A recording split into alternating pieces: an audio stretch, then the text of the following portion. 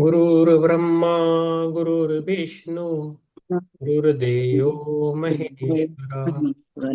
गुरुर्साक्षात् परब्रह्म तस्मै श्री गुरवे नमः। ओम शांति शांति। यस, हमारा जो बुक चल रहा है अभी, एक योगी की आत्मकथा, परमहंस योगानंद जी की। बहुत बढ़िया है। तो एक आध्यात्मिक जीवन में या मेडिटेशन करने वाले को एक बाइबल जैसा है ना। तो ये बुक है। तो, तो पहला हम कल लास्ट का जो है 5 मिनट सर लेंगे, कुलमनी सर, कल क्या हुआ था, उसके बाद हम पढ़ेंगे। Yes, yes sir. Manisha Patel ji, आत्मवंदन, आपका स्वागत। यस आता हूँ। यस, शुक्रिया, यस, धन्यवाद। कन्या बालक संपन्न यस। कन्या के दिन मत जोड़ी कन्या दी सब आप बाकी मनीष सर बोलने वाले हैं। यस मनीषा जी, आप अपना परिचय दे सकते हैं। टिके साउंड से उस yes, I am from Vadodara. My name is Manisha Patel. हाँ हाँ। इंट्रोडक्शन बोल रहे सर, पूछ रहे? ओके, हाँ। ओके ओके, वडोदरा से हूँ मैं। ओके। आप ध्यान कब से कर रहे हो? ध्यान में कब से हो आप? मैं दो वैसे 2017 से, पर एक्चुअल 2020 से पीएसएफएम से जुड़ी हूँ, पीएमसी गुजराती से जुड़ी हूँ। ओके। और एक दूसरी बात मुझे बतानी सर, एक मिनट, कि मैंने आज सुबह संकल्प लिया कि मुझे ऑटोबायोग्राफी ऑफ योगी पढ़नी है, क्या फिर ऑडियो सुनना है, और अभी मुझे लिंक मिला। बोलो। Very good. यस यस, अभिनंदन, आपका अभिनंदन। ऐसा ही होता है हमारे इस आध्यात्म में, ऐसा ही होता है मेडिटेशन में। तो हमारा भी वैसा वैसा कभी कभी होता है। बहुत बढ़िया। यस। अब हमारे ग्रुप में आने के लिए शुक्रिया, धन्यवाद आपको। यस तालिया। Yes yes yes, thank you. सबको अभी अभिनंदन। यस, सबको आत्मवंदन। कुलमनी सर, आप चालू कीजिए। आपका टाइम नहीं लेंगे ज्यादा। यस, आप पे करना है, अनम्यूट करना है। अनम्यूट अनम्यूट कीजिए। हाँ।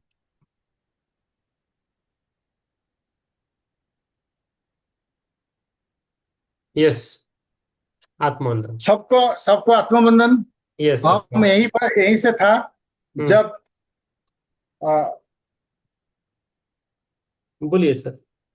हाँ वो जो आ, पुलिस उसको दोनों को छोड़ दिया था, बट हम्म वो पुलिस तो छोड़ दिया, बट जो अमर का ब्रदर है अनंत, अनंत हम्म वहां पर पहुंच गया इमोशनली। अनंत को अमर इमोशनल हगिंग किया है, और ही वाज मूव्ड आल्सो। वो ऐसे कन्विंस कर दिया था अनंत को। Anant was now ready to come back to home. But नहीं, दे अनंत पार्ट। वहां पर एक प्लॉट तैयार किया था। वो एक पंडित कम एस्ट्रोलॉजर के साथ बातचीत किया था। जो हाँ पंडित मुकुंद को कन्विंस कर रहा है कि आप फर्स्ट आपको रेस्पॉन्सिबिलिटी को निभाइए, देन आप जाएंगे वहां पर हिमालय। इफ हाँ। आप ये नहीं करेंगे तो आप बहुत डिफिकल्ट सिचुएशन में पड़ेंगे। यस। बट ये जब बातचीत इतना एडवाइस दिया, एडवाइस के बाद जब मुकुंद बाहर आया, हम्म बाहर में एक संत को भेटा, वो एक सेंट को मीट किया। संत बोला डोंट लिसन हिम, वो आप उसका बात मत सुनिए। तो मुकुंद अनंता को बोला मेरे को उसके साथ तर्क करना नहीं है, हम्म आप हाँ उसको जी। छोड़ दीजिए। हम्म देन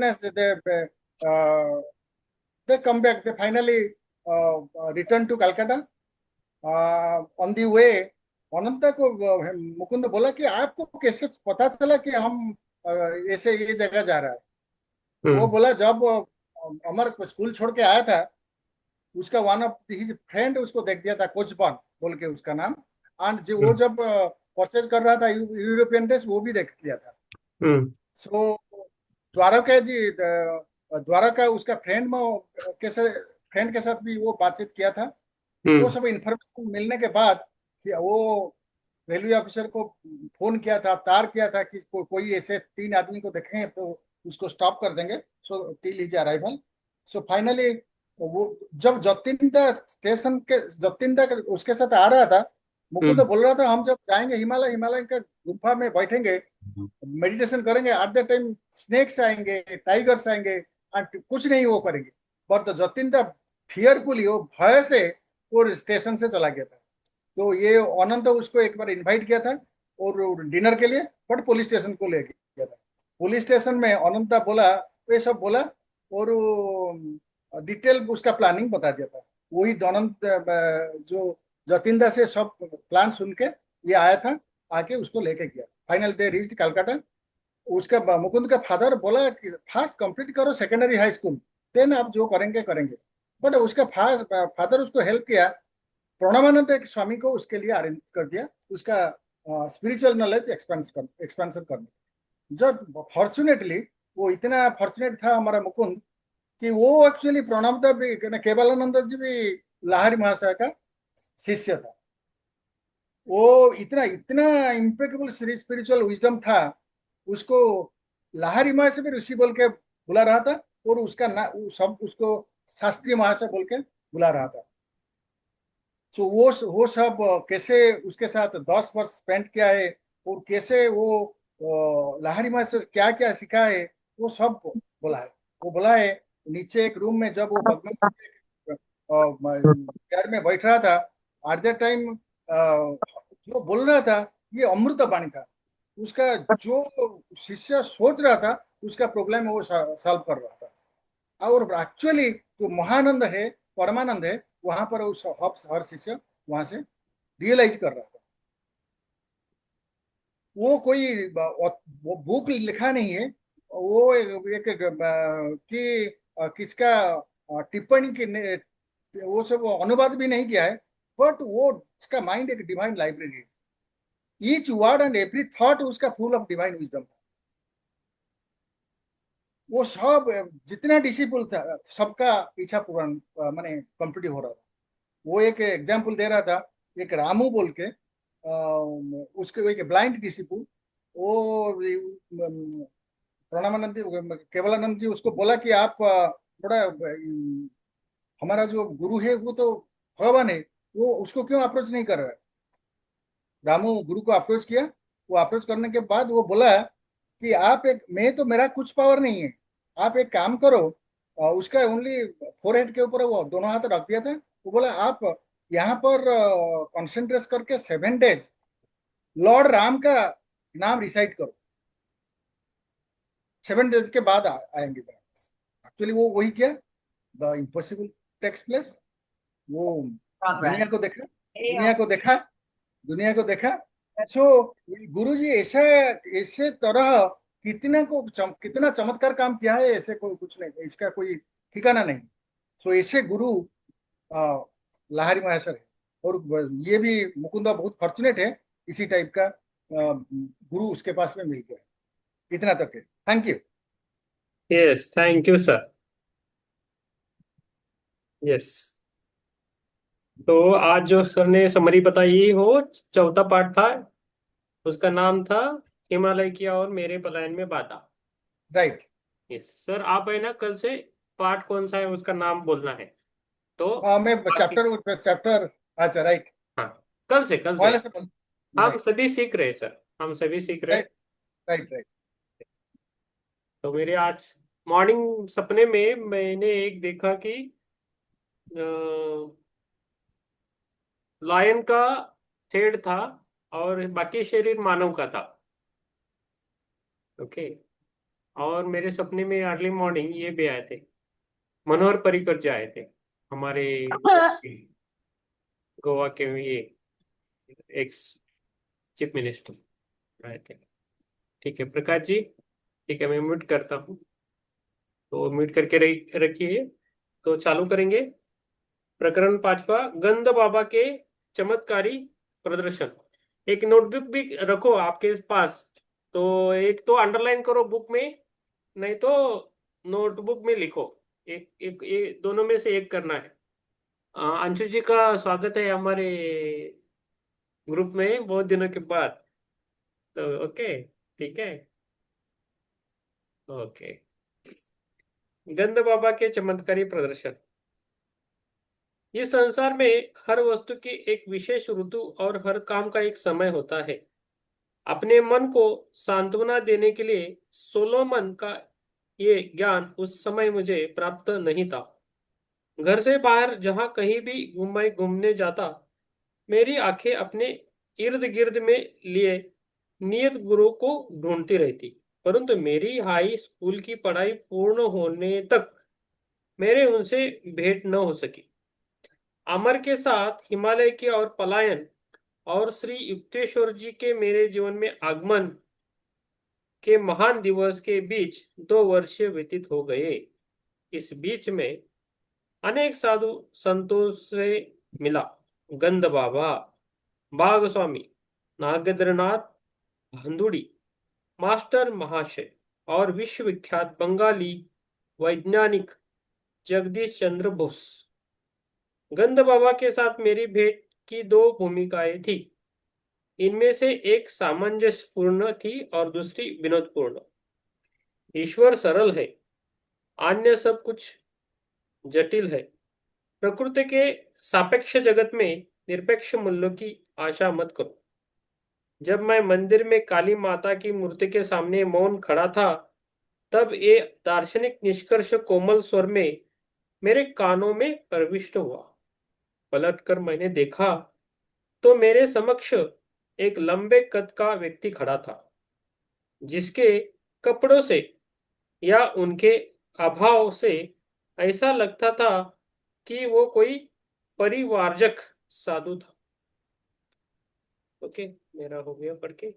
अगला वाला पुष्पलता जी, पुष्पलता जी के बाद सुप्रिया जी, सुप्रिया जी के बाद हेरल जी, हेरल जी के बाद चित्रा जी, और बाद में अनिल कुमार जी। ओके, ठीक है, एक एक पेज पढ़ना है तो हार जाएंगे। वंदन सर। हाँ अनिल कुमार जी, आप रेडी हैं तो पढ़ सकते हैं पहला पेज, बाद में आप अपना काम करके सुन सकते हो। सर अभी हम सब तैयार हैं सर। तैयार है आप? Sir yes, page number 62 page पढ़ना है आपको खाली। 1 मिनट सर, मैं अभी खोलता हूँ सर। हाँ, यस, आराम से पढ़िए। Sir page number 62, 62। सर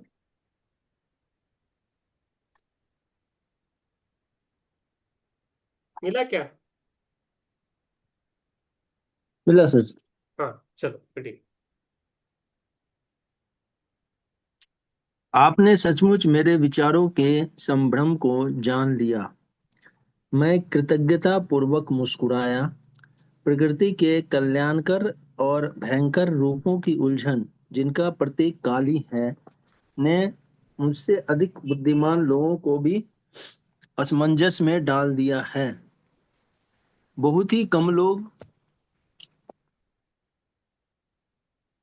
उसके रहस्य का भेद पाते हैं। अच्छा और बुरा तो प्रत्येक मनुष्य की बुद्धि को चुनौती देने वाली वह पहेली है, जिसे जीवन ने उसके सामने एक स्फिंक्स की भांति रख दिया है।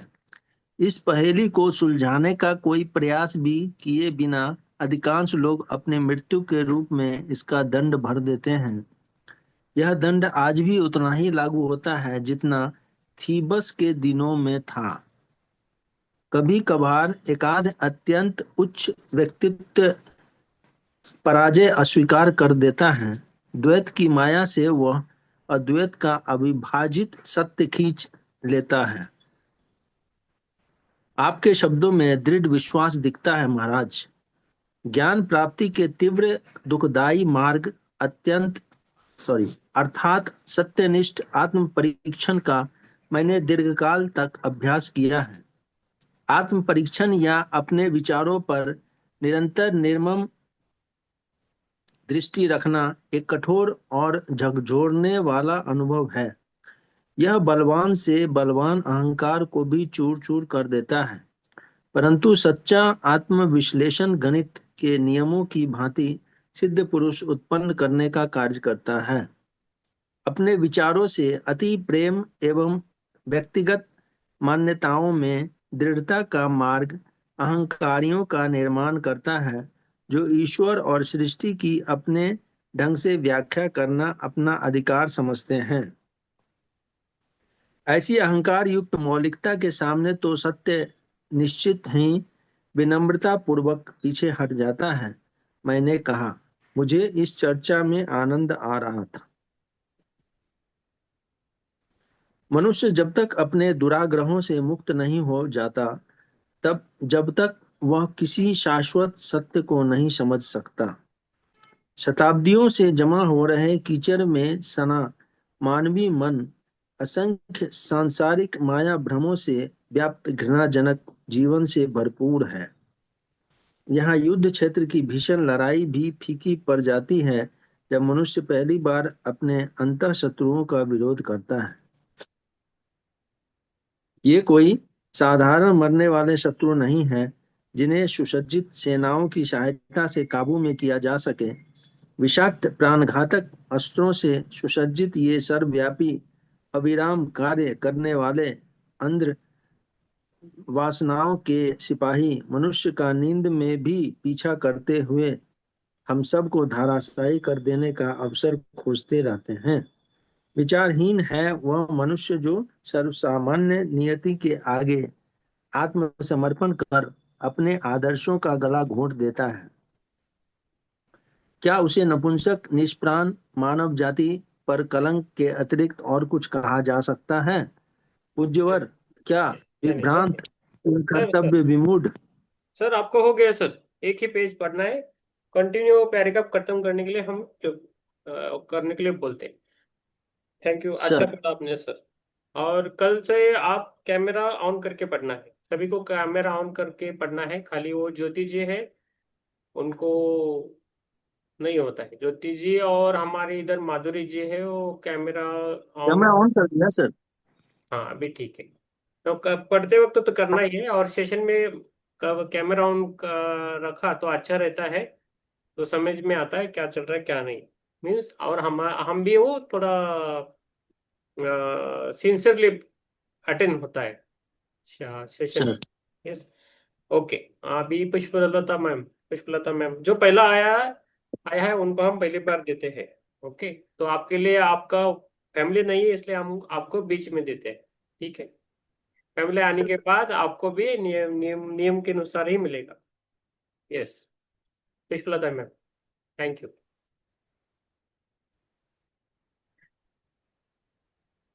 यस। पूज्यवर, क्या विभ्रांत किम कर्तव्य विमूढ़ जन ठीक है साधारण सर। के लिए आपके मन में कोई सहानुभूति नहीं है?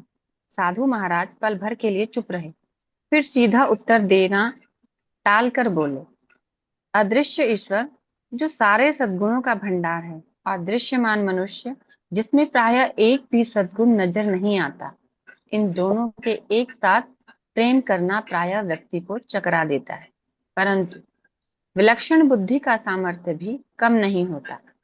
अंतःकरण का शोध शीघ्र ही सब लोगों के मन की एकता को प्रकट कर देता है। स्वार्थी उद्देश्यों की समानता कम से कम इस एक अर्थ में मानव की विश्व बंधुता का परिचय मिलता है। अहंकार को पूर्णतः पछाड़ देने वाला यह समानता का आविष्कार मनुष्य के मन में भयचकित विनम्रता उत्पन्न करता है। यह विनम्रता विकसित होते होते आत्मा की निरामय कारिणी शक्तियों के अनुसंधान की ओर ध्यान न देने वाले अपने जाति बंधनों के प्रति सहानुभूति में परिवर्तित हो जाती है। महाराज, सब युगों के संत आप ही के समान जगत के दुखों से व्याकुल हुए हैं। केवल तुच्छ व्यक्ति ही दूसरों के जीवन के दुखों के प्रति संवेदनशीलता खो बैठता है, क्योंकि वह अपने ही संकीर्ण दुखों में डूबा रहता है। साधु का उग्र रूप काफी सौम्य हो गया था। जो किसी डॉक्टर द्वारा की जाने वाली चीर फाड़ की भांति अपने विचारों को चीर फाड़ कर मन का गहरा परीक्षण करेगा, वही अपने भीतर सबके लिए दया विकसित होते देखेगा। तब उसे अहंकार की नित्य कोलाहलकारी मांगों से मुक्ति मिल जाएगी। ऐसी ही मनोभूमि पर ईश्वर का प्रेम खिलता है। तब वह जीव अपने सृष्टा की ओर मुड़ता है। किसी और बात के लिए नहीं, तो केवल अपनी व्यथा की तड़फ में यह पूछने के लिए, क्यों प्रभु क्यों?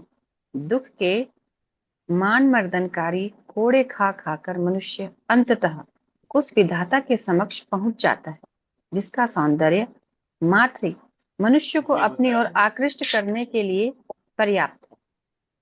उक्त साधु और मैं कोलकाता के कालीघाट मंदिर में वार्तालाप कर रहे थे, जहां मैं उस मंदिर का विख्यात सौंदर्य एवं भव्यता देखने गया था। मंदिर की अलंकारिक शोभा की ओर हाथ से इशारा करते हुए उस सारे वैभव को साधु ने निष्प्रयोजन ठहराया। Thank you.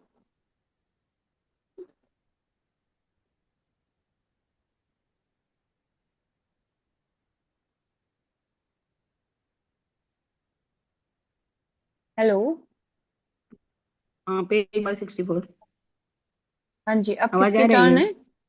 अब आ रही है आवाज। अब मेरी किसका टर्न टर्न है। है? हाँ, ओके, पढ़िए मेरी मैम। टर्न है। यस। आत्मवंदन, आत्मन। Page number 64। ईंट यस। और गारा हमें कोई श्रवणी सुर नहीं सुना सकते, केवल अंदर से उठने वाली आवाज से ही हृदय आराम के से कपाट खुलते हैं। मैडम आराम से जाओ। एक ही पेज पढ़ना है, आराम से पढ़िए। ईटे और गारा। ईटे। हम्म, ईंटें और गारा हमें कोई श्रवणी सुर नहीं सुना सकते, केवल अंदर से उठने वाली आवाज से ही हृदय के कपाट खुलते हैं। मन को आकृष्ट करने वाली धूप का आनंद लेने के लिए हम प्रवेश द्वार की ओर गए, जहां भक्तों के झुंडों का आवागमन चल रहा था। तुम अभी युवा हो, साधु महाराज कुछ सोचते हुए मेरी ओर देख रहे थे। भारत भी युवा है। प्राचीन ऋषियों ने आध्यात्मिक जीवन शैली के अमिट आदर्श स्थापित किए थे। उनके महान उपदेश आज के समय और देश के लिए पर्याप्त है। उनके अनुशासन नियम न तो आज के लोकाचार के विरुद्ध है, न ही ऐसे है कि भौतिकवाद की धूर्तता को भी कृत्रिम लगे, और इसलिए आज भी भारत पर उनकी पकड़ मजबूत है। लज्जित पंडितगण जितने काल का हिसाब लगा सकते हैं, उससे भी कई अधिक काल से सहस सहस- सहस्र शब्दियों से संशयशील समय ने वेदों की योग्यता की पुष्टि की है। इन्हें अपनी विरासत के रूप में ग्रहण करो। जब मैं इस वाकुफ पटु साधु से सविनय विदा ले रहा था, तब उन्होंने एक अतीन्द्रिय अनुभूति मुझे बताई। यहाँ से जाने के बाद तुम्हें आज एक असाधारण अनुभव होगा। मंदिर के अहाते से बाहर निकालकर मैं निर्उद्देश यूं ही चलने लगा। मुड़कर दूसरे एक रास्ते पर बढ़ा ही था कि पुराने परिचित से भेंट हो गई। ये महाशय उन महाभागों में से एक थे जिनकी संभाषण शक्ति समय की ओर कोई ध्यान न देते हुए अनंत काल का आलिंगन करती है। मैं तुम्हें जल्दी ही छोड़ दूंगा, उसने वचन दिया। यदि तुम जल्दी जल्दी मुझे हमारे पिछुड़ने के बाद के वर्षों में क्या क्या हुआ वह सब बता दो। परस्पर विरोधी बातें, अब तो मुझे जाना ही पड़ेगा। परंतु उसने मेरा हाथ पकड़ लिया और थोड़ा थोड़ा करके मुझसे जानकारी लेने लगा। ये भूखे भेड़िए से कम नहीं है। मैंने कौतुक से मन ही मन सोचा, जितना अधिक मैं बताता जाता हुआ था, उतना ही अधिक समाचार जानने की उसकी भूख बढ़ती जाती थी। मन ही मन मैं जल्दी छुटकारा पाने का कोई उपाय करने की प्रार्थना माँ काली से करने लगा। Yes, thank you. Yes, Hiral ji. Page number 65। Yes, thank हाँ, आत्मवंदन सभी को। आत्मा। अचानक वह मुझे छोड़कर जाने लगा। मैंने ठंडी सांस ली और उससे वाचाल त्वा का ज्वर फिर कहीं चढ़ न आए, इस भय से दुगनी गति से चलने लगा। अपने पीछे द्रुत गति की पदचाप सुनकर मैंने अपनी गति और बढ़ा दी। मुड़कर पीछे देखने का साहस मुझसे नहीं हुआ, परंतु एक छलांग लगाकर मेरे साथ हो लिया और आनंद से उसने मेरा कंधा पकड़ लिया। मैं तुम्हें गंध बाबा के बारे में बताना तो भूल ही गया। वे उस सामने वाले मकान में रहते हैं। कुछ ही गज की दूरी पर स्थित एक मकान की ओर उसने इशारा किया। उनसे अवश्य मिलो, बड़े दिलचस्प आदमी है। तुम्हें कोई असाधारण अनुभव हो सकता है। अच्छा, चलता हूँ। और वह सचमुच चला गया। कालीघाट मंदिर में लगभग इन्हीं शब्दों में साधु द्वारा की गई भविष्यवाणी मेरे मस्तिष्क में कौंध उठी। कौतूहलवश मैं उस मकान के अंदर गया तो मुझे एक प्रशस्त दालान में ले जाया गया। वहां एक मोटे नारंगी रंग के गालीचे पर बहुत लोग इधर उधर बैठे हुए थे, जैसे साधारणतः भारत में बैठते हैं। एक आदर युक्त फुसफुसाहट मेरे कानों में टकराई। वहां जो चीते की खाल पर बैठे हैं, वही गंध बाबा है। वे किसी गंधहीन फूल में किसी भी फूल की प्राकृतिक सुगंध भर सकते हैं, या किसी मुरझाए फूल को फिर से ताजा कर सकते हैं, या किसी मनुष्य की त्वचा में मनोरम सुगंध निकलवा सकते हैं। मैंने सीधे उस संत की ओर देखा। उनकी दृष्टि भी उसी समय मुझ पर स्थिर हुई। वे कृष्ण वर्ण और स्थूलकाय थे। उनके चेहरे पर दाढ़ी थी और आंखें बड़ी बड़ी तथा तेजस्वी थी। बेटा, तुम्हें देखकर मैं प्रसन्न हुआ। बोलो, तुम्हें क्या चाहिए? कोई सुगंध चाहिए? किस लिए? मुझे उनकी बातें बचकानी सी लगी। चमत्कार पूर्वक ढंग से सुगंध का आनंद लेने के लिए, सुगंध बनाने के लिए भगवान का उपयोग में तो उसमें क्या है? भगवान वैसे ही सुगंध तो बनाते ही है। जी हाँ, परंतु वे हर बार ताजा सुगंध लेने के लिए और लेने के बाद फेंक देने के लिए फूलों की कोमल पंखुड़ियों रूपी शिशियों का निर्माण करते हैं। क्या आप फूलों का निर्माण कर सकते हैं?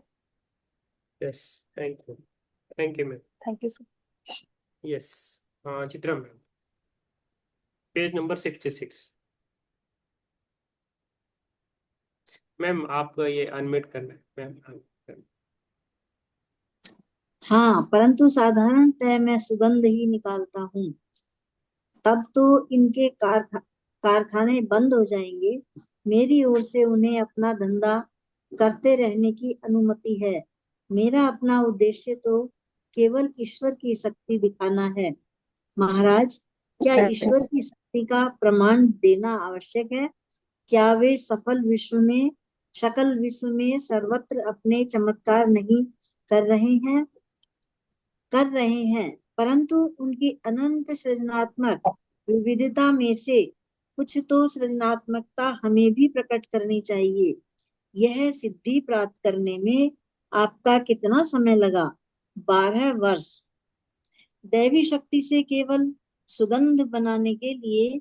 हे महात्मन, मुझे तो लगता है आपने 12 वर्ष व्यर्थ गंवा दिए उन सुगंधों के लिए जिन्हें आप किसी भी फूल वाले की दुकान से कुछ ही रुपयों में प्राप्त कर सकते हैं।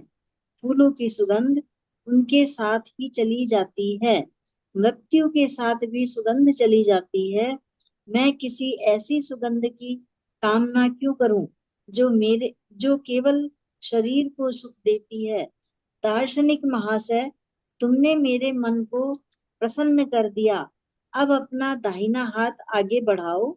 उन्होंने आशीर्वाद मुद्रा में अपना दाहिना हाथ उठाया। मैं गंध बाबा से कई गज दूर था। कोई अन्य व्यक्ति भी मेरे इतने निकट नहीं था कि मेरे शरीर का स्पर्श कर सके। मैंने अपना हाथ आगे बढ़ाया, जिसे उस योगी ने छुआ तक नहीं। कौन सी सुगंध चाहिए? गुलाब? तथास्तु। मेरे आश्चर्य का ठिकाना न रहा जब मेरी हथेली के मध्य से गुलाब की मधुर सुगंध तीव्रता के साथ निकलने लगी। मैंने मुस्कुराते हुए पास ही की एक फूलदानी से एक गंधहीन श्वेत पुष्प निकाल लिया। क्या इस गंधहीन पुष्प में चमेली की सुगंध भरी जा सकती है? तथा अस्तु।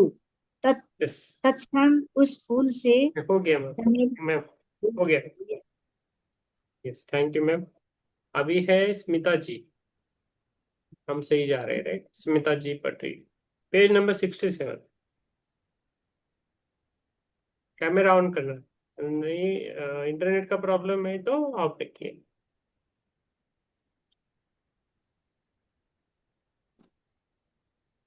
स्मिता जी, सर नेटवर्क ठीक नहीं है। पेज नंबर आवाज 66। नहीं आ रहा है। हाँ आ रही है, आवाज आ रही है। आवाज सुन रहे हैं? नेटवर्क ठीक नहीं है इधर। हाँ नेटवर्क ठीक नहीं है, ठीक है। यस, ठीक है, मैं पढ़ता हूँ फिर। ओके ठीक है। आपका आवाज ठीक नहीं लगता, एक एक लाइन पढ़ के दिखाइए आप। तत्क्षण तत्क्षण उस फूल से चमेली की सुगंध उठी। मैंने चमत्कारी संत का धन्यवाद किया और उनके एक शिष्य के पास जाकर बैठ गया। उस शिष्य ने मुझे बताया कि गंध बाबा ने, जिनका नाम स्वामी विशुद्धानंद था, तिब्बत के एक योगी से अनेक आश्चर्यजनक सिद्धियां प्राप्त कर ली थी। उसने मुझे यह भी बताया कि उस तिब्बती योगी की आयु 1000 वर्ष से अधिक थी। उस महान गुरु के शिष्य गंध बाबा हमेशा ही केवल साधारण उच्चारण से सुगंध निर्माण नहीं करते, जैसा तुमने अभी देखा। शिष्य के बोलने में अपने गुरु के प्रति गर्व प्रकट था। व्यक्ति के स्वभाव के अनुसार वे भिन्न भिन्न पद्धतियां अपनाते हैं। बाबा असामान्य हैं। कोलकाता के अनेक पढ़े लिखे लोग उनके शिष्य हैं। मैंने मन ही मन निश्चय किया कि मैं उन शिष्यों की संख्या में अपने को जोड़कर उस संख्या की ओर अधिक वृद्धि नहीं करूंगा। गुरु का अक्षरश असामान्य होना मेरे मन के अनुकूल नहीं था। विनम्रता से गण का अभिवादन कर मैं वहां से निकल पड़ा। घूमते घूमते घर जाते हुए मैं उस दिन 3 विविधतापूर्ण घटनाओं के विषय में सोच रहा था। मैंने जैसे ही घर के द्वार से अंदर प्रवेश किया, मेरी बहन उमा सामने ही खड़ी थी। क्या बात है, आजकल तुम इत्र के बड़े शौकीन बनते जा रहे हो। बिना कुछ बोले मैंने अपना हाथ बढ़ाकर उसे सूंघने का इशारा किया। इतनी मोहक गुलाब की सुगंध, और यह असाधारण रूप से तीव्र भी है। यह सोचते हुए कि यह तीव्र रूप से असाधारण है, मैंने चुपचाप देवी रूप से सुगंधित किया गया फूल उसकी नाक के नीचे रखा। ओह, चमेली मुझे बहुत पसंद है। उसने फूल छीन लिया। जिस फूल के विषय में उसे अच्छी तरह ज्ञात था कि वह गंधहीन होता है, उसी फूल में से चमेली की सुगंध आते देखकर जैसे जैसे वह उसे सूंघती जाती थी, वैसे वैसे उसके चेहरे पर विनोदी लगने वाले संभ्रम के भाव प्रकट होते जाते थे। उसकी इस प्रतिक्रिया ने मेरे मन से रहा सहा संदेह भी मिटा दिया कि हो सकता है गण बाबा ने मुझ पर आत्मसम्मोहन का प्रयोग किया हो, जिससे केवल मैं ही सुगंध का अनुभव कर सकूं। Thank you sir. Yes, thank you. Yes, yes, अभी मेरा नंबर है, ओके। Page number 68। बाद में मुझे अपने एक मित्र अलकानंद से पता चला कि गंद बाबा के पास ऐसी शक्ति भी थी जो यदि संसार के करोड़ों शुदा पीड़ितों के पास होती तो उनकी समस्या हल हो जाती। बर्दवान में गंद बाबा के घर में उस समय सैकड़ों लोगों में मैं भी उपस्थित था। अलकानंद ने मुझे बताया, एक उत्सव था। योगीवर की ख्याति थी कि वे शून्य में से कुछ भी उत्पन्न कर सकते हैं। इसलिए मैंने हंसते हुए उनसे संतरे उत्पन्न करने का अनुरोध किया। वह संतरों का मौसम नहीं था, तत्क्षण ही केले के पत्तों पर जो पुरियां परोसी गई थी वे सब फूल उठे। हर पूरी की पपड़ी के भीतर एक एक छिला हुआ संतरा आ गया था। मैंने कुछ समय समय से मन से अपना संतरा खाना शुरू किया, परंतु वो बड़ा ही स्वादिष्ट था। कई वर्षों के बाद आत्म साक्षात्कार के बल से मैं गंध बाबा के चमत्कारों के रहस्य को जान गया। खेद इस बात का है कि वह विधि विश्व में शुद्धार्थ मानव झुंडों की पहुंच से बाहर है। मानव के शब्द, स्पर्श, रस, रूप, गंध की जो विभिन्न इंद्रियानुभूतियां होती है वे इलेक्ट्रॉन्स और प्रोटॉन्स के स्पंदनात्मक विविधता के कारण होती है। उनके स्पंदनों को पंच प्राण नियंत्रित करते हैं। ये पंच प्राण आणविक ऊर्जाओं से भी सूक्ष्मतर होते हैं और प्रज्ञायुक्त 5 विशिष्ट संवेदी तन्मात्रों से युक्त होते हैं। गंध बाबा कुछ यौगिक प्रक्रियाओं के बल से इस प्राण शक्ति के साथ समरस होकर प्राण कणिकाओं की स्पंदन रचना में परिवर्तन लाने में और इस प्रकार इच्छित परिणाम प्राप्त करने में समर्थ थे। उनके गंध, फल और अन्य चमत्कार केवल सम्मोहन द्वारा उत्पन्न आंतरिक संवेदन नहीं होते थे, बल्कि लौकिक स्पंदनों के वास्तव में मूर्त रूप होते थे।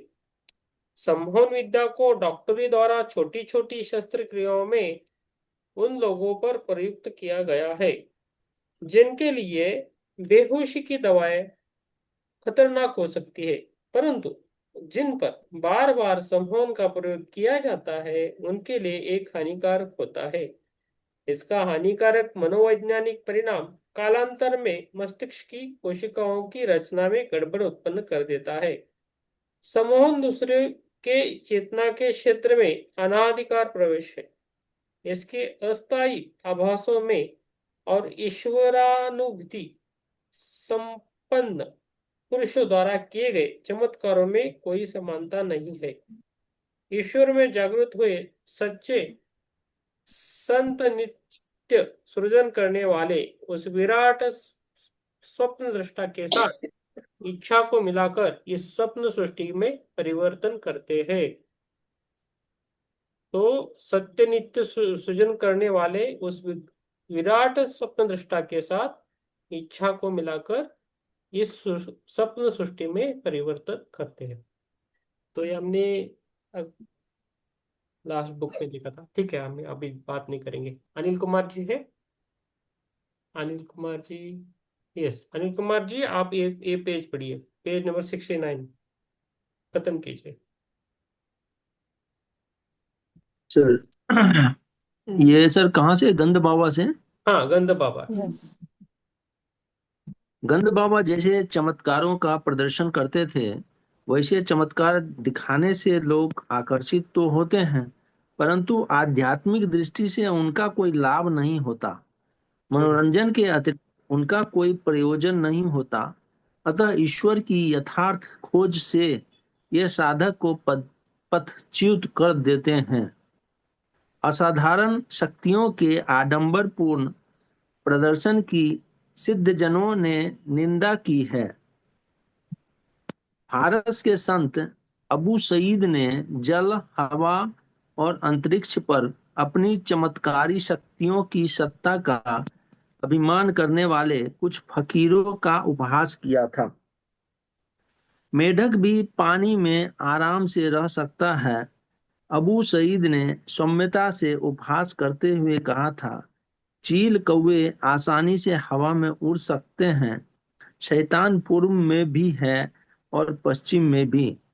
सच्चा मनुष्य वह है जो समाज में सदाचार का पालन करता हुआ रहता है और क्रय विक्रय करते हुए भी कभी एक क्षण के लिए भी ईश्वर को नहीं भुलाता।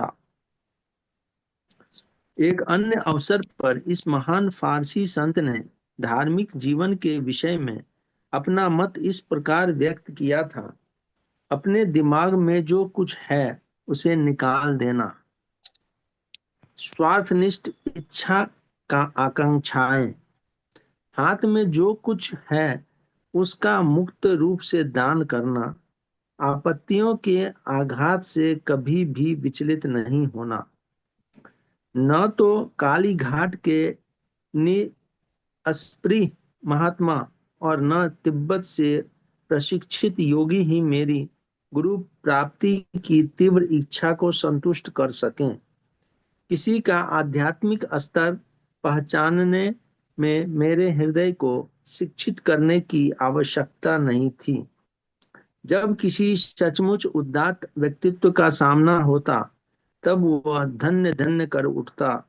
यह धन्य धन्य और भी गूंजने वाली होती, क्योंकि यह कभी कभार ही, और वह भी अंतरतम गहराइयों से उठती। अंततः जब अपने गुरु से मेरा साक्षात्कार हुआ, तब उन्होंने केवल उदाहरण की अत्युच्चता के द्वारा ही मुझे सच्चे पुरुष का परिणाम सिखाया। Thank you. Yes, आगे पढ़ूं सर? नहीं नहीं, हो गया आपका सर, ये पार्ट में हो गया। अभी लास्ट पेज में धन्यवाद जो सर। Yes, धन्यवाद सर, आपने मुझे अच्छा मौका दिया सर आज पढ़ने का, ये शुभ अवसर दिया sir. Thank you sir. yes, आइए रोज आइए। तो ये इस पार्ट में अभी जो मुझे अच्छा लगा उतना ही 2 लाइन। जैसे चमत्कारों का प्रदर्शन करते थे, वैसे चमत्कार दिखाने से लोग आकर्षित तो होते हैं, परंतु आध्यात्मिक दृष्टि से उनका कोई लाभ नहीं होता। तो जोगेंद्र बाबा जो सुगंध सुगंध देते थे और कुछ भी देते थे, तो उसका कुछ लाभ नहीं होता आध्यात्मिक जीवन में। और एक है, सच्चा मनुष्य वह है जो समाज में सदाचार का पालन करता हुआ रहता है और क्रय विक्रय करते हुए भी कभी भी एक क्षण के लिए भी ईश्वर को नहीं बुलाता। ये एक इम्पोर्टेंट है। और एक है, अपने दिमाग में जो कुछ भी है उसे निकाल देना, स्वार्थनिष्ठ इच्छा आकांक्षा है। हाथ में जो कुछ है उसे उसका मुक्त रूप से दान करना, ये बहुत इंपॉर्टेंट है। आपत्तियों के आघात से कभी भी विचलित नहीं होना, ये एक इम्पोर्टेंट है। ये थोड़ा अच्छा लगा आपको बोला, तो ये बातें आनी चाहिए। प्रकरण 6 है बाघ स्वामी। अभी बाघ स्वामी जो तीजी पड़ेगी, शिवम शिवम। यस, ये पेज नंबर आप पढ़िए, पेज नंबर 70 और 71 आपको पढ़ना है मैम, आप नहीं था। जी सर। जी सर। हम्म, पेज नंबर 71। जी सर। बाघ स्वामी। प्रकरण 6, यस। बाघ स्वामी। मैंने बाघ स्वामी का पता खोज निकाला है। चलो कल उनके दर्शन किए जाएं। यह स्वागतार्ह प्रस्ताव हाई स्कूल के मेरे एक मित्र चंडी से मिला। अपने संन्यास पूर्व जीवन में केवल अपने नंगे हाथों से बाघों के साथ लड़ने और उन्हें पकड़ने वाले इस संत के दर्शन करने के लिए मैं भी उत्सुक था। ऐसे असाधारण साहसिक कार्यों के प्रति मुझ में भरपूर बाल सुलभ उत्साह था। दूसरे दिन प्रातःकाल बहुत ठंड पड़ रही थी, पर मैं चंडी के साथ अत्यंत उत्साह और स्फूर्ति के साथ चल पड़ा। कोलकाता के बाहर भवानीपुर में बहुत देर तक व्यर्थ खोज करने के बाद हम ठीक घर पर पहुंच गए। दरवाजे पर लोहे की 2 गोलाकार कड़ियां लगी हुई थी। मैंने उन्हें बहुत जोर जोर से खटखटाया। उस कर्ण कर्कश खड़खड़ाहट को सुनकर भी एक नौकर अंदर से धीरे धीरे आराम पूर्वक चलता हुआ हमारी ओर आया। उसकी व्यंग्यात्मक मुस्कान इस बात का द्योतक थी कि शोर मचाने वाले आगंतुक भी एक संत के घर की शांति भंग नहीं कर सकते।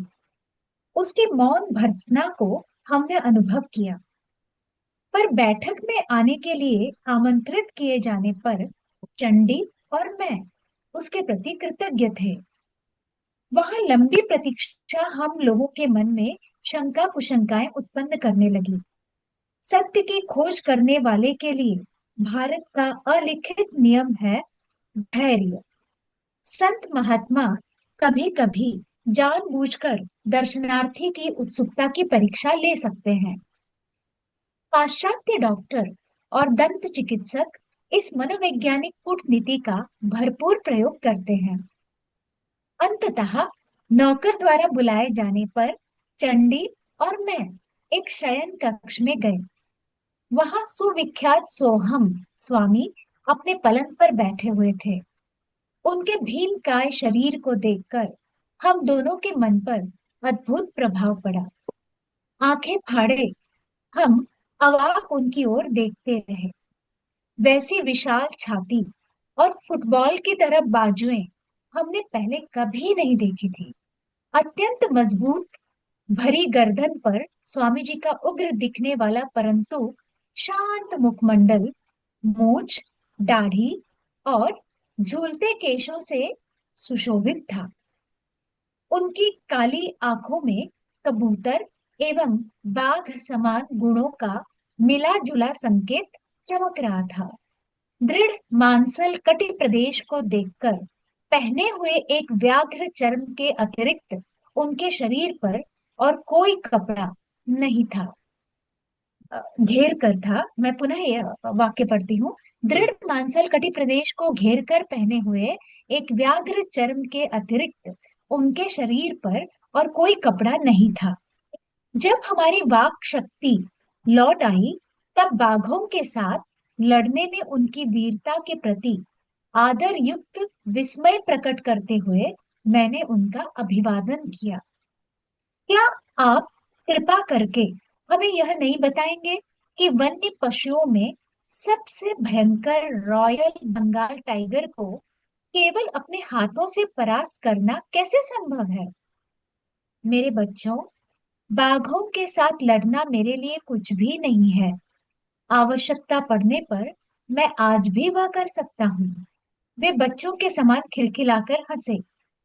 तुम बाघों को बाघ मानते हो, मैं उन्हें मात्र बिल्लियां समझता हूँ। स्वामी जी, मैं अपने मन को तो विश्वास दिला सकूंगा कि बाघ बिल्लियां मात्र हैं, परंतु क्या बाघों को मैं वैसा विश्वास करा सकूंगा? निश्चय ही शक्ति भी आवश्यक है। केवल कोई बच्चा बाघ को घरेलू बिल्ली मान लेगा तो उसे बाघ पर विजय मिल जाएगी, यह मानना व्यर्थ है।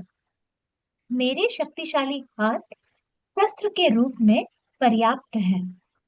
उन्होंने हमें अपने साथ आंगन में आने को कहा, जहां एक दीवार के किनारे पर उन्होंने प्रहार किया। दीवार की एक ईंट टूटकर जमीन पर गिर पड़ी। टूटे हुए दांत की तरह बनी खाली जगह से आकाश दृढ़ता पूर्वक झांकने लगा। मैं हक्का बक्का रह गया। सोचने लगा, जो आदमी एक ही प्रहार में दीवार में चुनी हुई ईंट को गिरा सकता है, वह अवश्य ही बाघों के दांत भी तोड़ सकता है।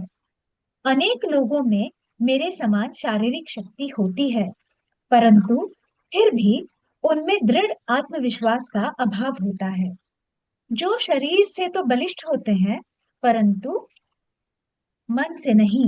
वे जंगल में स्वच्छंद विचरण करते हिंस्र पशु को देखकर ही मूर्छित हो सकते हैं।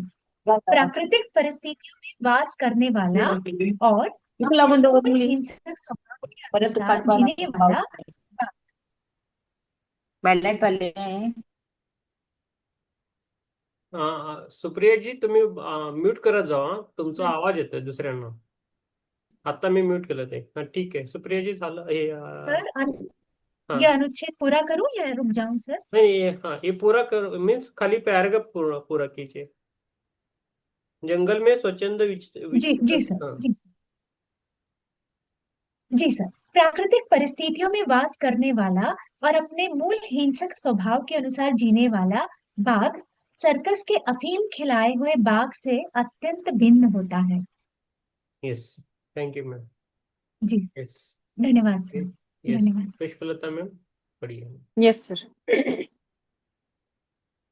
भीम के समान प्रबल शक्तिशाली होते हुए भी अनेक व्यक्ति रॉयल बंगाल टाइगर के प्रचंड आक्रमण के सामने अत्यंत भयभीत और असहाय हो उठते हैं.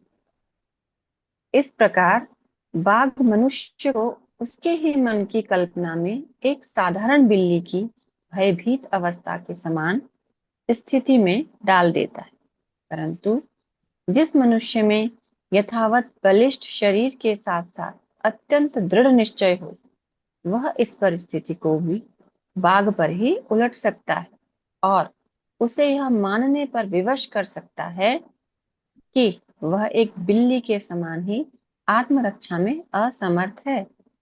कितनी ही बार मैंने यही किया है।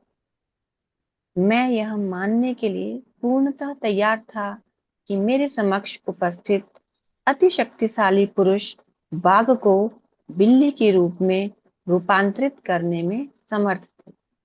वे कुछ उपदेश देने की मनःस्थिति में प्रतीत हुए। चंडी और मैं आदर के साथ उनकी बातें सुनने लगा। मन ही मांसपेशियों को नियंत्रित करता है। जैसे हथौड़े के आघात की शक्ति उस पर लगाए गए बल पर निर्भर होती है, वैसे ही मनुष्य की शारीरिक शक्ति की अभिव्यक्ति उसकी आक्रामक इच्छा शक्ति की तीव्रता एवं साहस पर निर्भर करती है। मन ही अक्षरशः शरीर का निर्माण करता है और वही उसे जीवित रखता है। गत जन्मों की प्रवृत्तियों की प्रबलता के अनुसार अच्छे या बुरे स्वभाव गुण धीरे धीरे मानव चेतना में उभरते हैं। ये स्वभाव गुण आदतों में ढल जाते हैं और ये आदतें फिर एक वांछनीय या अवांछनीय शरीर के रूप में प्रदर्शित होती हैं। बाह्य दुर्बलता की जड़ मन में होती है और आदत से लाचार शरीर मन की अवहेलना करता है। इस प्रकार यह कुचक्र चलता जाता है। यदि मालिक नौकर की आज्ञा का पालन करने लगे तो नौकर निरंकुश स्वेच्छाधारी बन जाता है। इसी प्रकार मन भी शरीर की आज्ञाओं का पालन कर करके उसका दास बन जाता है। हमारे अनुनय पर यह तेजस्वी स्वामी अपने जीवन के बारे में हमें कुछ बताने के लिए सहमत हो गए। बचपन से ही बाघों से लड़ने की महत्वाकांक्षा मेरे मन में थी। मेरी इच्छा शक्तिशाली थी परंतु देह दुर्बल थी। Yes, thank you ma'am. Yes, thank you sir. Yes, Supriya जी।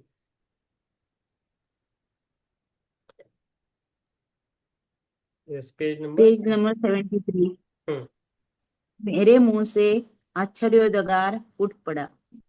यह अविश्वसनीय लगता था कि पृथ्वी का भार उठाने के योग्य कंधों वाले इस मनुष्य का दुर्बलता के साथ दूर दूर से भी कभी कोई परिचय रहा हो।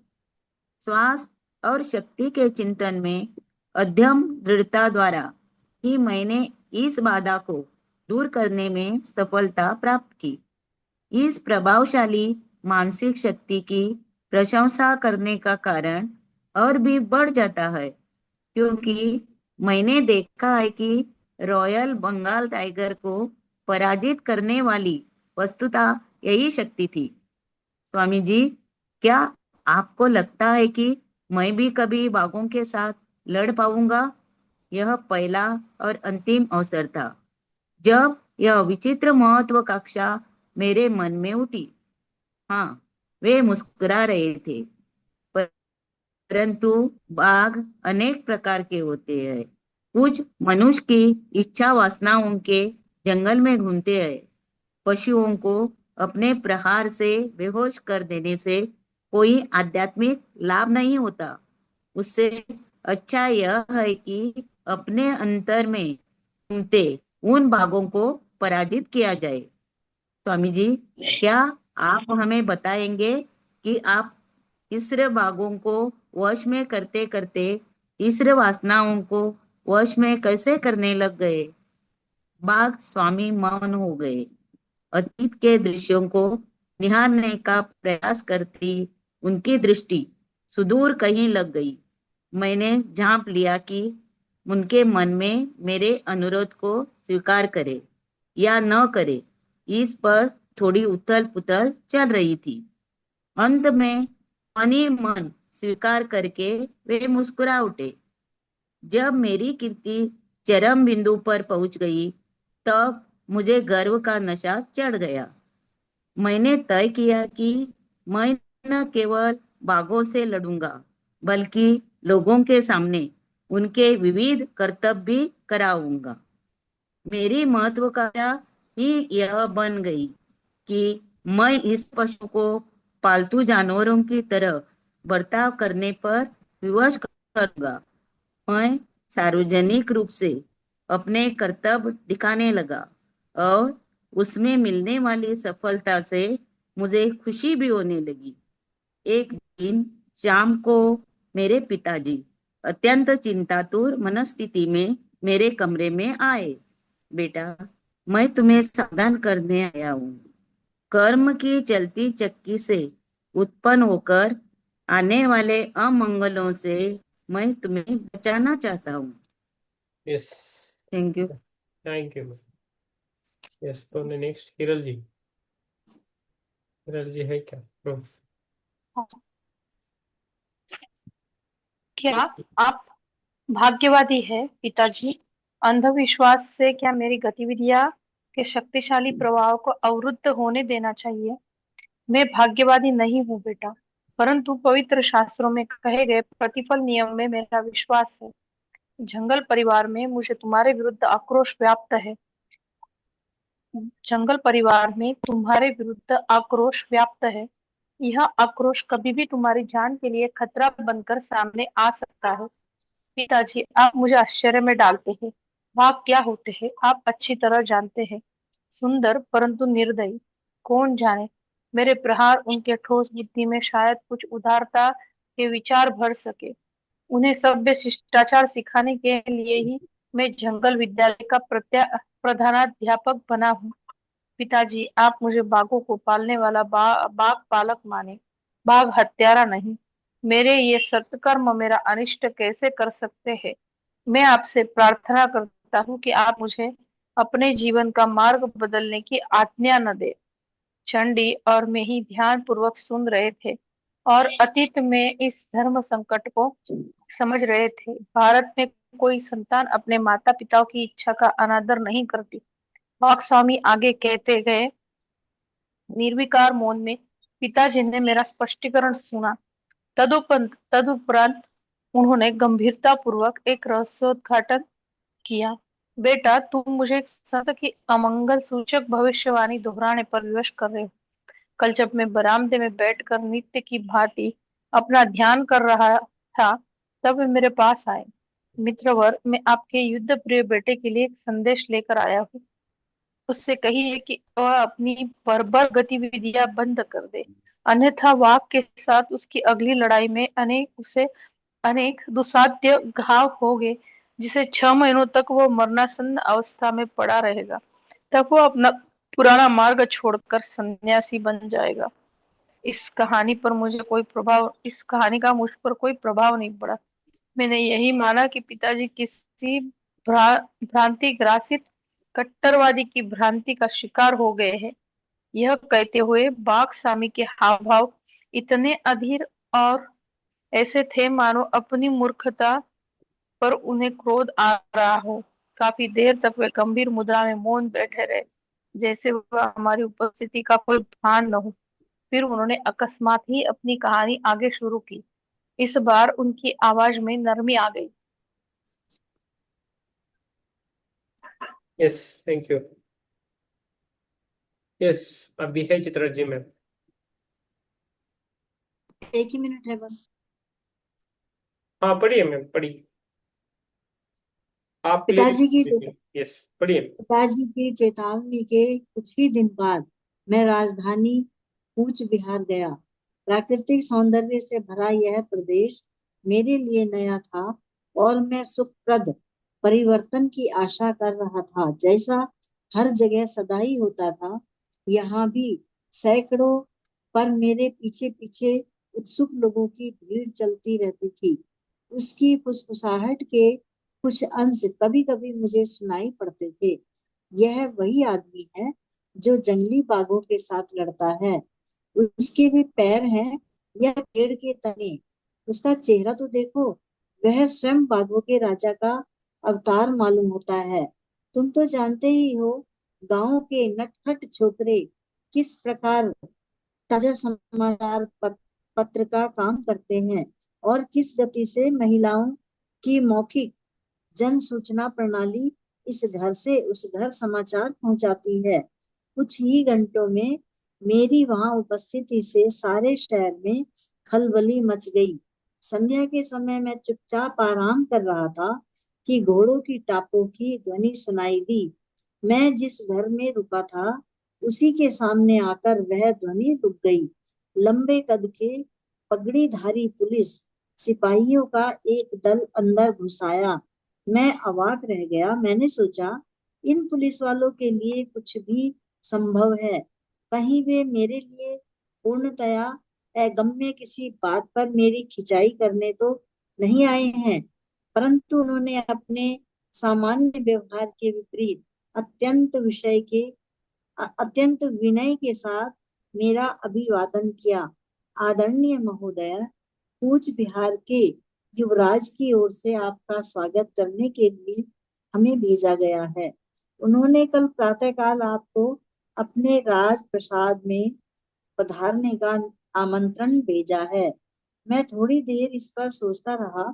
किसी अज्ञात कारण से अपनी इस शांत यात्रा में उपस्थित हुए इस विघ्न से तीव्र उद्वेग की भावना मेरे मन में उठ रही थी, परंतु पुलिस वालों की विनयशीलता ने मेरे हृदय को छू लिया।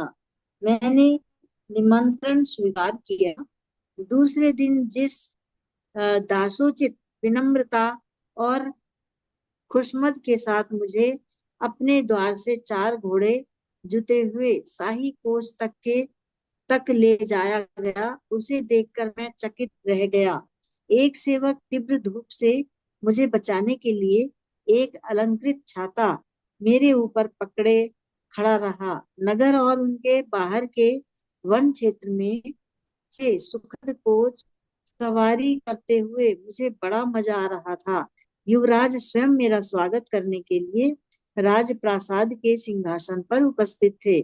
अपने स्वर्ण खचित आसन पर उन्होंने मुझे बिठाया और मुस्कुराते हुए स्वयं उससे कम साज सज्जा युक्त एक आसन पर बैठ गए। यह सब विनम्र सेवा निश्चय ही मुझ पर कोई मुसीबत लाने वाली है। बढ़ते हुए आश्चर्य के साथ मैं सोच रहा था। इधर उधर की थोड़ी बातें करने के बाद युवराज का उद्देश्य प्रकट हो ही गया।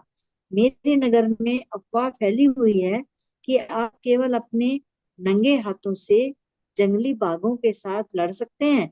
क्या यह सच है? बिल्कुल सच है। हमें इस पर विश्वास नहीं होता। आप शहरी लोगों के पॉलिश किए हुए चावल पर पले कोलकाता के बंगाली हैं। कृपया सच सच बताइए, क्या आप केवल निर्बल अफीम खिलाए गए बाघों से नहीं लड़ सकते हैं? लड़ रहे हैं। उनका स्वर ऊंचा और व्यंग भरा था।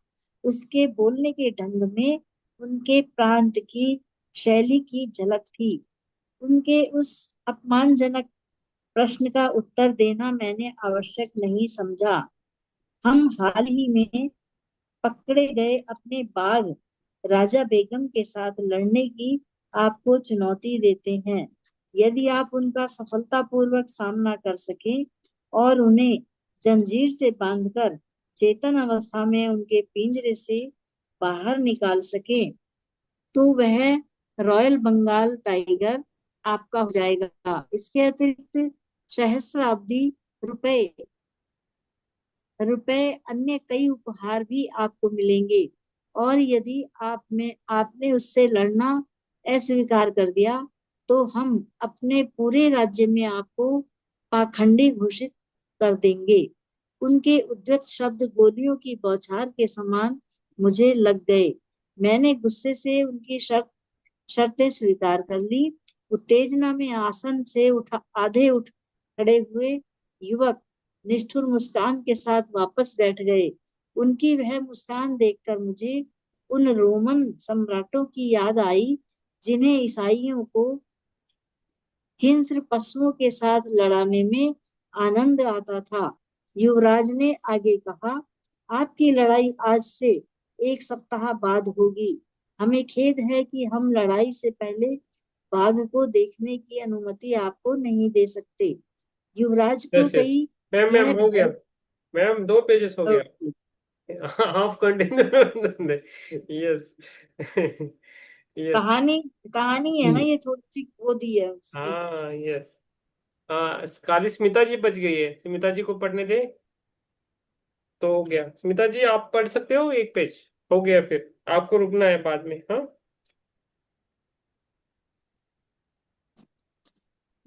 पेज नंबर युवराज 77। को, जी सर।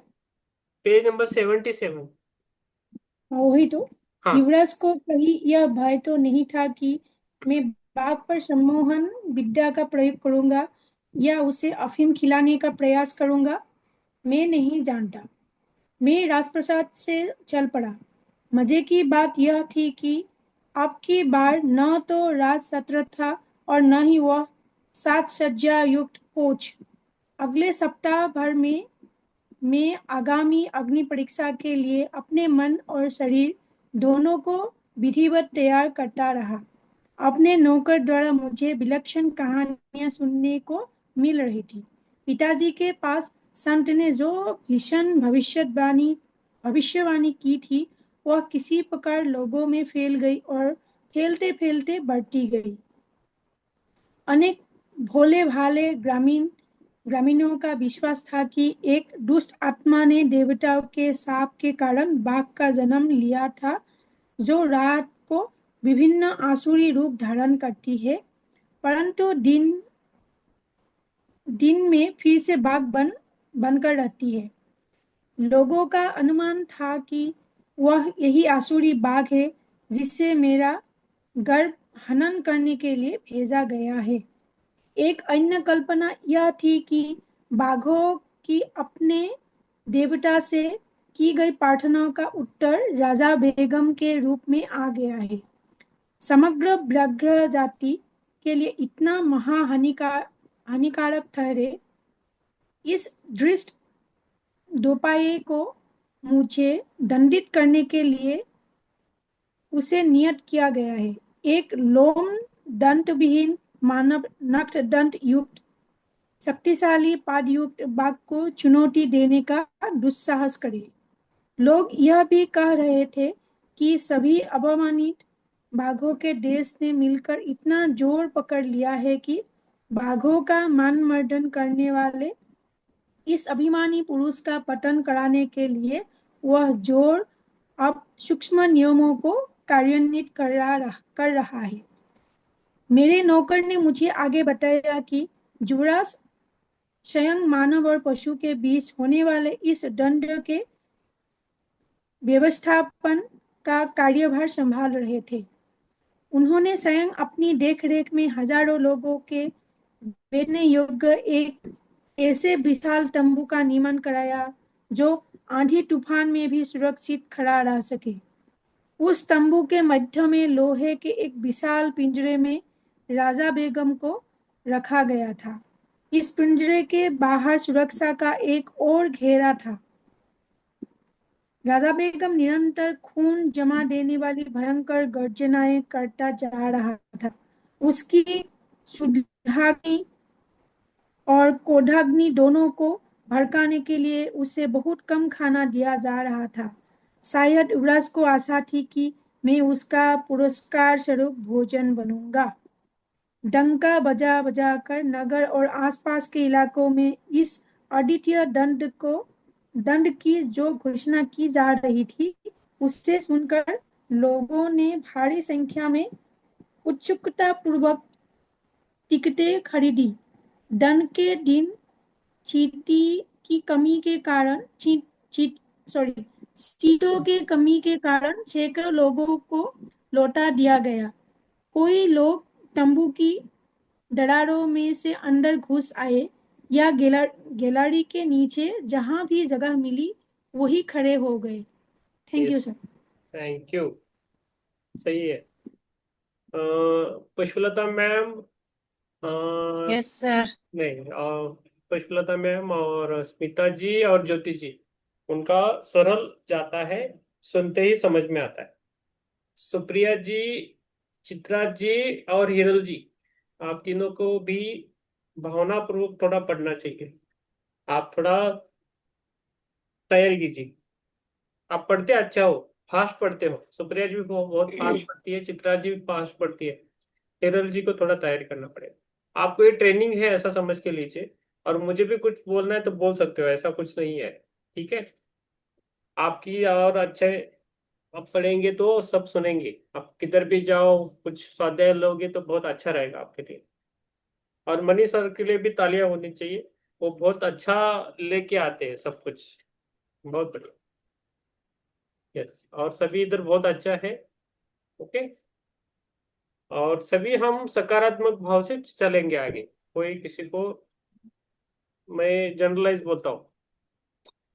और कुछ भी आपको फिर भी ऐसा कुछ लगे तो मैं आपको सॉरी बोलता हूँ। ठीक है। अभी ध्यान का समय हो गया, ध्यान करेंगे। यस। अच्छा है। और 2 पेजेस थे लेकिन मैंने बंद किया, बाद में 10:30 बजे हो सकते थे। ठीक है। ध्यान करेंगे। तो जो हमने पढ़ा है उसे याद करके ध्यान का किया तो अच्छा रहता है। यस। नोटबुक भी रखिए, मैं अंडरलाइन किया हूँ, देखेंगे। यस। पानी पीना है तो पानी पी लीजिए। मनीषा जी आप बुक लेना है। मनीषा जी है क्या? या है। हाँ मनीषा जी आप बुक लीजिए। हमने जो लिंक भेजा है उसमें लिंक में ऊपर है ना, किताब के नीचे लिंक है अमेजोन का। राइट। Okay okay. तो वही बुक लेना है, दूसरा बुक मत लेना। तो वही बुक हम पढ़ रहे हैं, इसी बुक के अलग अलग। नहीं नहीं, मैं भी जो मेरे पास पीडीएफ है वो एग्जैक्ट सेम सेंटेंस है, यस। क्योंकि मैं इंग्लिश उसको 3 बार पढ़ा हूँ। ये 3 बार पढ़ने, ये चौथी बार पढ़ रहे हो आप, राइट? Right right right. तो ये पढ़ना और वो 3 बार पढ़ा सर नहीं, वो उससे बहुत आपने ज्यादा बेटर, बहुत ज्यादा बेटर। आपने ग्रुप में भेजा है लिंक, और अदरवाइज आपने इसमें भेजा है सेशन में। हाँ सेशन में नहीं दिख रहा सर हाँ। लिंक। आप कौन से ग्रुप में हो? मुझे किस में हाई भेजा है, कीजिए। कहाँ पे? हाँ, मुझे। मैं मिरेकल भारत में मुझे मिला है ये लिंक, मुझे तो हाँ हाँ हाँ, मिरेकल भारत में। मिरेकल भारत में मिला। तो उस लिंक में जो बुक की फोटो है, बुक की फोटो के नीचे अमेजोन की लिंक है छोटी सी, अमेजोन की। Okay okay. तो उस पर क्लिक करके बुक मंगानी है, तो यही बुक और आएगी। जरूर सर। और ये रोज रोज इसी लिंक पे ज्वाइन करना होता है? हाँ यही लिंक रहता है। और आप मुझे हाई कीजिए, नहीं तो हाई कीजिए, मैं आपको ग्रुप में लेता हूँ। इस ग्रुप में तो आपको डेली लिंक भी मिलेगी। तो लिंक तो सेम रहेगा हमारा मैं इस पर नंबर भेजू कि हाँ, उसमें मिरेकल में हाँ जहाँ वो। जिससे लिंक मिली वहां मैं मैसेज भेजू सर? नहीं नहीं, हाँ हाँ, उस पर। और ग्रुप, व्हाट्सएप ग्रुप है, उस पर आप क्लिक कीजिए, आएगा। आप आओगे ग्रुप में। ठीक ओके। है। नहीं समझा तो आप मुझे हाई कीजिए, वो नंबर है मेरा उस पर। हम्म। ठीक है, अभी ध्यान करेंगे मैडम। ठीक है मनीषा जी। जी जी। तो ध्यान अच्छा रहेगा। अभी चलो लेता हूँ मैं। जल्दी जल्दी बैठिए। 10-20 मिनट में खत्म करूंगा इसका। हाँ। ओके। तो बुक की एनर्जी है, उस एनर्जी के साथ हमें ध्यान करना है। ओके। तो फटाफट अपनी आंखें बंद कीजिए, आराम से बैठिए। पानी पीना है तो पी लीजिए, चश्मा है तो चश्मा निकाल के बैठिए। ओके, कैमरा ऑन करना है तो ऑन कीजिए।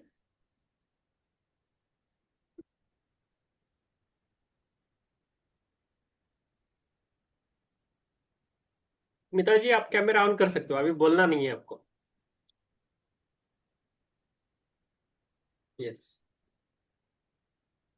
मनीषा जी हमारा ये रिक्वेस्ट रहता है कि कैमरा ऑन करके बैठे सभी।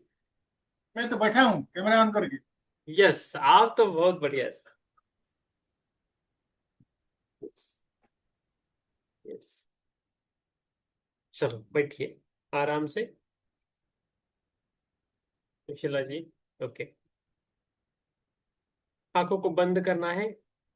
और जो बुक की कवर है योगानंद जी के, उनको देख के ध्यान करना है। उनका फोटो देख लीजिए और देवानंद जी का फोटो देख लीजिए और आंखों को बंद कीजिए। बस आंखों को बंद करना है, आंखें नहीं खोलना है। चश्मा निकाल के रखना है तो रखिए।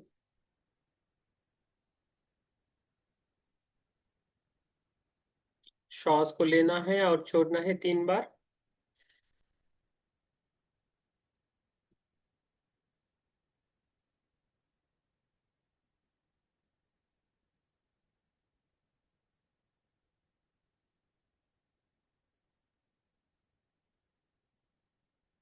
पहला ओमकार करेंगे। जब मैं एक बोलता हूं तो श्वास को अंदर भरना है और छोड़ते वक्त पूरा छोड़ना है ओमकार करते हुए। और दिन में जो भी थकावट है, तन की, मन की, भावनाएं, जो भी थकान है उसको छोड़ देना है, फ्री माइंडेड होना है।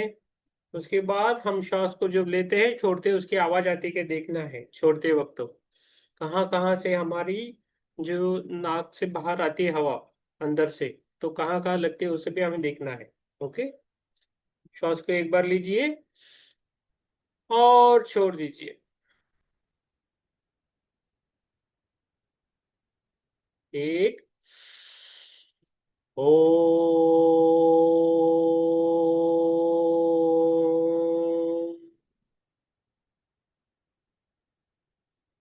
दो, ओ,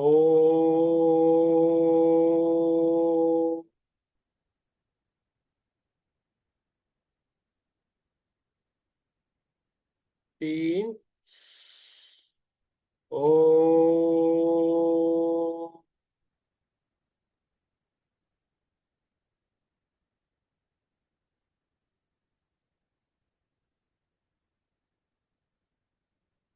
सांसों पे ध्यान देना है, सांसों को देखना है।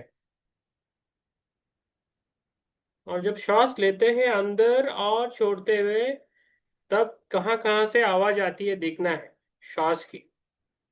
श्वास हमारा जो हवा है जब अंदर को, जब हवा को अंदर लेते किधर किधर टच होता है वहां कहाँ कहाँ से अंदर ही अंदर आवाज आती है उसे पहचानना है।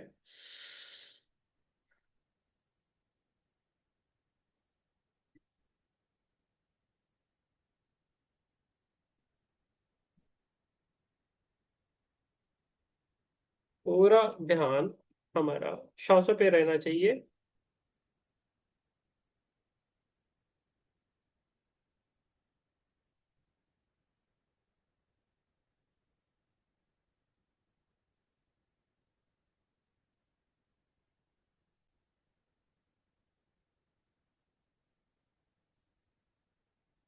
श्वासों को छोड़ना नहीं, बिल्कुल ही नहीं छोड़ना। मन में कोई भी विचार आए उसे आने देना चाहिए और उसे बाद में छोड़ देना चाहिए।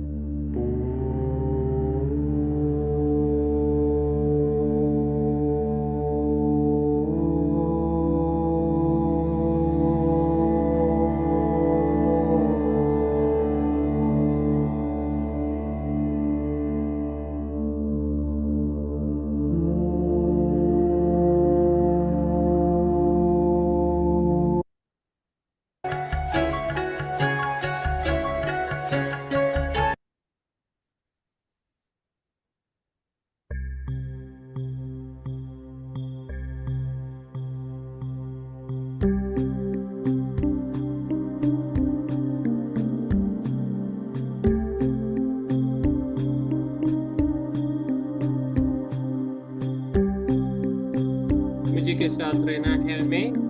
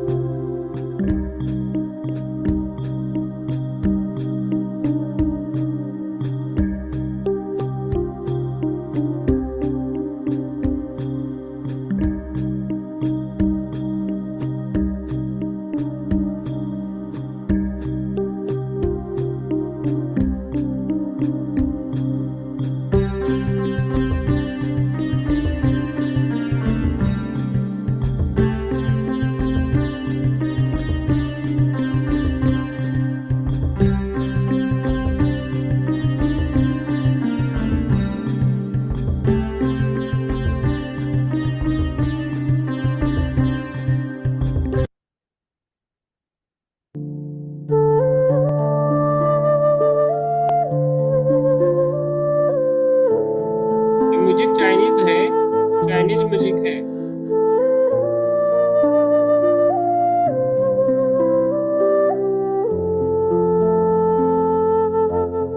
अभी जो म्यूजिक है वो चाइनीज है।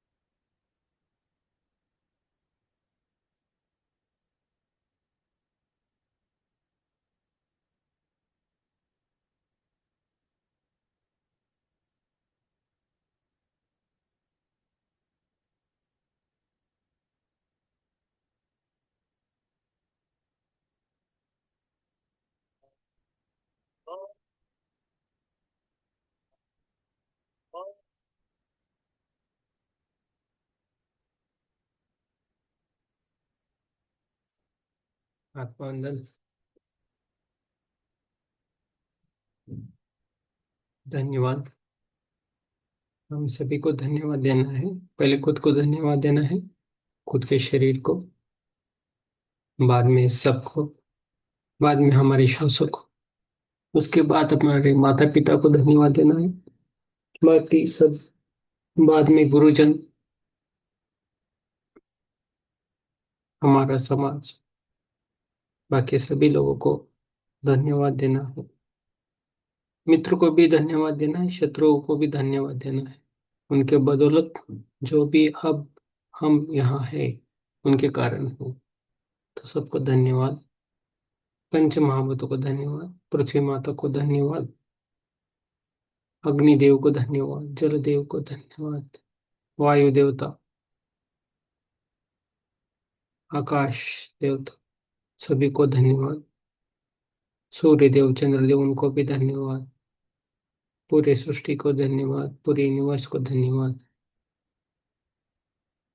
और आप सभी को मेरा धन्यवाद। Thank you so much universe, thank you so much universe, thank you so much universe. धीरे धीरे हमें ध्यान से बाहर आना है।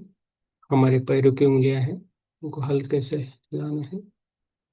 बाद में अपनी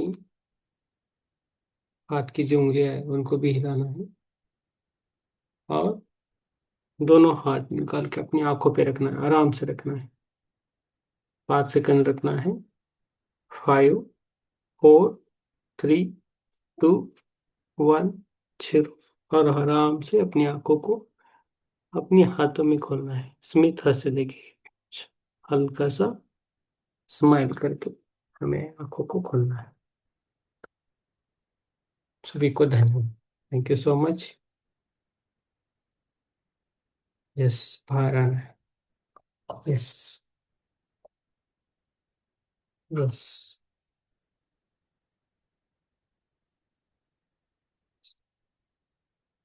यस, चित्रा जी, कैसा लग रहा है आपको? अच्छा लग रहा है?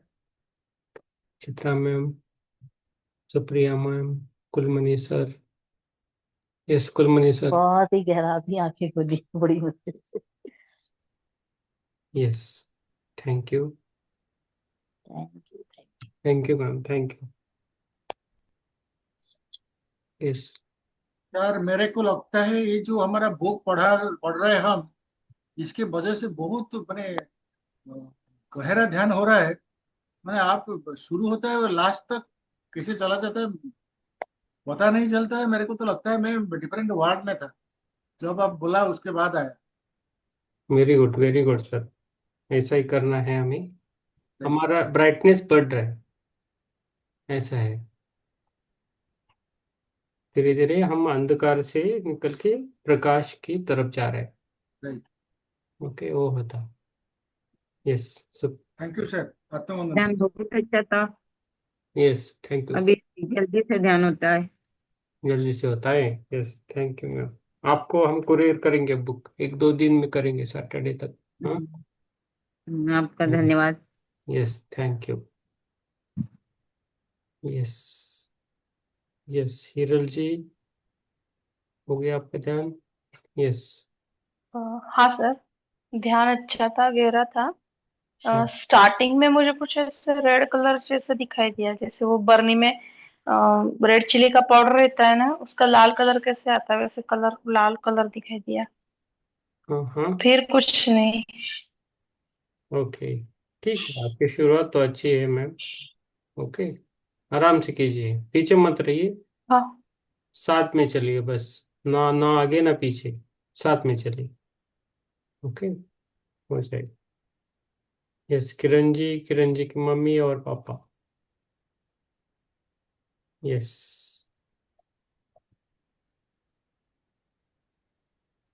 अनम्यूट। ठीक हो रहा है ना? ये, यस मम्मी जी, ठीक है ना? Yes, thank you, thank you. Yes, बहुत बहुत अच्छा है, आप तीनों रहते हो। यस, थैंक यू सभी को। यस, अनिल कुमार जी। यस, बोलिए अनिल कुमार जी, ठीक लगा आपको? ध्यान लग रहा है अभी आपका?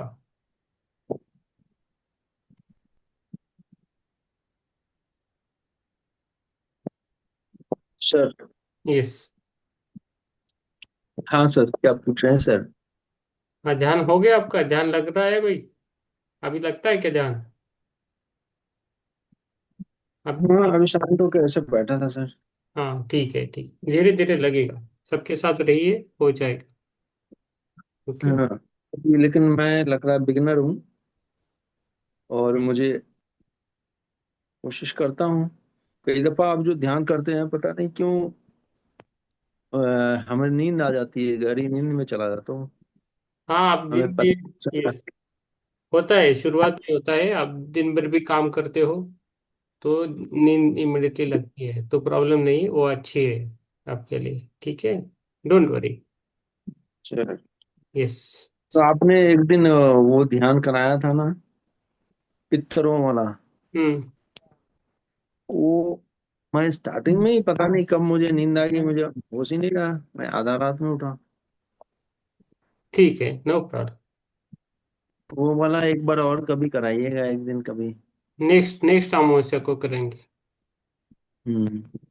वो मंथली मंथली एक बार, पूर्णिमा का अलग रहेगा, अमावस्या का अलग रहेगा, ठीक है। यस। Yes sir. यस मीता जी, और ये ज्योति जी, बोलिए। यस। आत्मनंदन सर, अभिनंदन। ध्यान बहुत ही गहरा रहा सर। यस। बहुत बहुत धन्यवाद sir. Yes, thank you ma'am, thank you. Yes. आत्मवंदन सर। आत्मवंदन। ध्यान बहुत ही अच्छा और गहरा रहा sir. Yes, thank you, thank you. Yes, thank you. Hazra Singh ji, आप कुछ बोलना चाहते हो? सुधी मैम, आता है, अनम्यूट करना है, बात कर सकते हो। यस। ठीक, यस, जुड़ते रहे। यस, वो मनीषा मैम गई आई थिंक, ठीक है। यस, ठीक है, ठीक है। ओके, सबको शुभ रात्रि, कल मिलेंगे। Okay, thank you, thank you so much. शुभ रात्रि। यस। शुभ रात्रि शुभ सर। रात्रि सर। शुभ रात्रि, शुभ रात्रि, कल मिलेंगे। Thank you sir. यस।